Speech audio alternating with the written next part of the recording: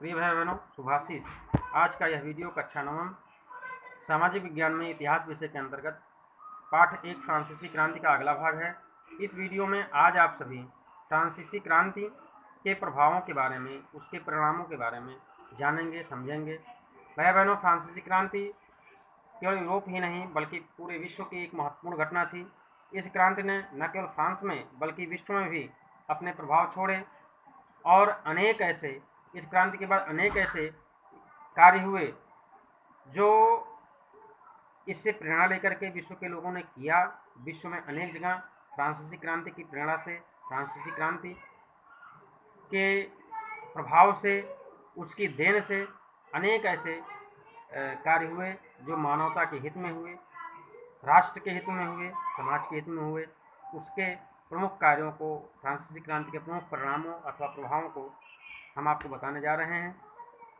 जो फ्रांसीसी क्रांति का प्रभाव था उसको दो भागों में हम बांट सकते हैं। पहला फ्रांस पर प्रभाव, दूसरा विश्व पर प्रभाव। तो अभी फ्रांस पर प्रभाव जो पड़ा उसमें पहला था बूर्बो वंश का अंत। फ्रांस में बहुत वर्षों से चली आ रही बूर्बो वंश की सत्ता का सर्वनाश हुआ इस क्रांति के परिणाम स्वरूप। जो राजा लुई 16वां था, उसकी पत्नी मैरी एंटोनेट, ये लोग अपने को निरंकुश समझ बैठे थे और भोग विलासपूर्ण जीवन व्यतीत करने के पश्चात और जो उसका व्यय आता था उसके व्यय को पूरा करने के लिए जनता पर अनेक प्रकार के कर रोपित करके और उसकी पूर्ति करते थे। इस प्रकार जनता त्राही थी और इस क्रांति के परिणाम स्वरूप उसमें बूर्बो वंश का अंत हुआ। राजा और रानी को फांसी के फंदे पर चढ़ाया गया 1793 ईस्वी में, और उसकी पत्नी जो मैरी एंटोनेट थी और जो राजा लुई 16वां था, उन दोनों को फांसी दे दिया गया। इस प्रकार इस फांसी के परिणाम स्वरूप, इस क्रांति के परिणाम स्वरूप बूर्बो वंश की सत्ता का सर्वनाश हो गया, सदा के लिए अंत हो गया। दूसरा है नवीन संविधान का निर्माण।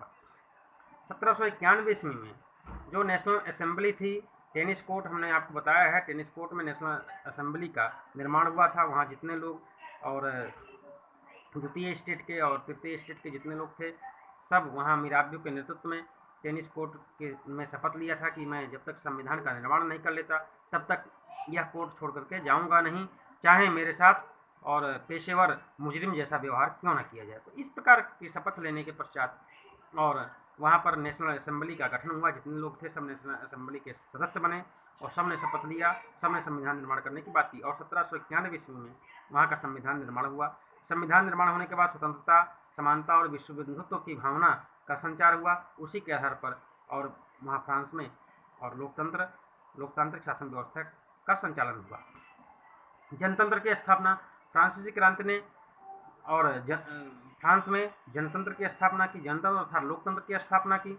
27 जुलाई 1789 ईस्वी को नागरिकों के 10 मौलिक अधिकार और संविधान में घोषित हुए। इस प्रकार से अनेक मौलिक अधिकारों और मौलिक कर्तव्यों द्वारा देश में जनतंत्र की स्थापना हुई। स्वतंत्र न्यायपालिका की स्थापना 1789 ईस्वी में ही जो क्रांति हुई, यह क्रांति 1789 ईस्वी में अनेक प्रभाव छोड़ी, जिसमें स्वतंत्र न्यायपालिका की स्थापना हुई। जो आपको मैंने बताया था पार्लेमा एक प्रकार की न्यायपालिका थी, उसी को विस्तार रूप देकर के एक स्वतंत्र न्यायपालिका की स्थापना की गई जो कार्यपालिका और व्यवस्थापिका से स्वतंत्र होकर के और उससे ऊपर उठ करके और न्याय की प्रक्रिया का प्रारंभ किया गया और उससे ऊपर उठ करके वह सर्वदा स्वतंत्र होकर के निर्णय लेने में सक्षम बनी। तो इस प्रकार स्वतंत्र न्यायपालिका फ्रांस की क्रांति का एक प्रमुख प्रभाव रहा। नवीन शासन पद्धति की स्थापना, फ्रांस में जो अभी तक निरंकुश शासन पद्धति चलती आ रही थी वह शासन पद्धति समाप्त हुई।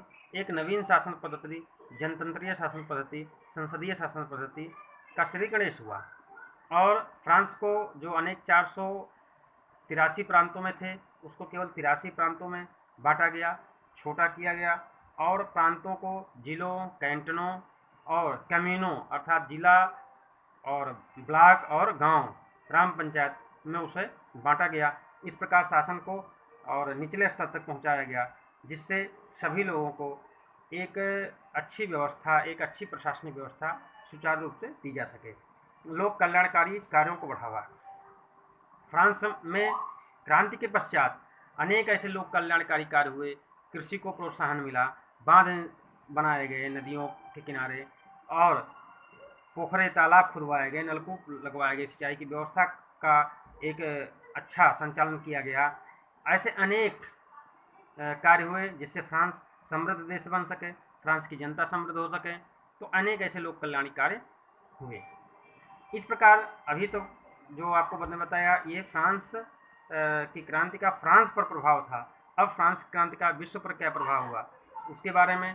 तो पहला, निरंकुश राजतंत्रों की समाप्ति। फ्रांस के अतिरिक्त जर्मनी में, इटली में और यूनान में, मिस्र में अनेक जगह जनतंत्र, अनेक जगह राजशाही शासन व्यवस्था चल रही थी, और उससे फ्रांसीसी क्रांति से लोग प्रेरणा लेकर के अपने यहाँ भी जनतंत्र की स्थापना के लिए आंदोलन किए, निरंकुश राजशाही व्यवस्था के समापन के लिए आंदोलन किए, और उनको उसका परिणाम भी मिला। तो फ्रांसीसी क्रांति ने इन सबको प्रेरणा दिया। अनेक देशों में लोकतंत्र की स्थापना, अनेक देशों में स्वतंत्रता, समानता और विश्व बंधुत्व की भावना से प्रेरित होकर के लोकतंत्र की स्थापना भी हुई। फ्रांसीसी क्रांति ने अनेक देशों को प्रेरणा दी, उसमें भारत भी है, उसमें यूरोप के अनेक देश हैं। तो इस प्रकार से फ्रांसीसी क्रांति ने अनेक क्षेत्रों में, विश्व के अनेक देशों में अपने अपने प्रभाव छोड़े, और अच्छे प्रभाव छोड़े। पादरियों में जो भ्रष्टाचार था, जो धर्म के क्षेत्र में अनेक भ्रष्टाचार थे, उन धर्म के क्षेत्र के भ्रष्टाचारों को भी फ्रांसीसी क्रांति ने समाप्त किया, और इस प्रकार एक विश्व में एक नए धार्मिक स्वतंत्रता का प्रतिपादन किया, और एक प्रकार धर्मनिरपेक्ष राज्य की स्थापना किया। फ्रांसीसी क्रांति से प्रेरणा लेकर के अनेक देश अपने यहाँ किसी एक विशेष धर्म को न मान करके सभी धर्मों के सम्मान वाले प्रशासन की वाले एक धर्म निरपेक्ष राज्य की स्थापना की। तो इस प्रकार न केवल फ्रांस पर बल्कि विश्व के अनेक देशों में फ्रांसीसी क्रांति का प्रभाव पड़ा। स्वतंत्रता, समानता और विश्व बंधुत्व की भावना का विकास। अनेक ऐसे देशों में स्वतंत्रता की भावना, विश्व बंधुत्व की भावना, विश्व कल्याण की भावना, समानता की भावना का विकास हुआ, जो फ्रांसीसी क्रांति की देन है। तो आज के इस वीडियो में आपने फ्रांसीसी क्रांति को, फ्रांस को देन, विश्व को देन, उसके परिणाम के बारे में अध्ययन किया। आज के लिए इतना ही। धन्यवाद।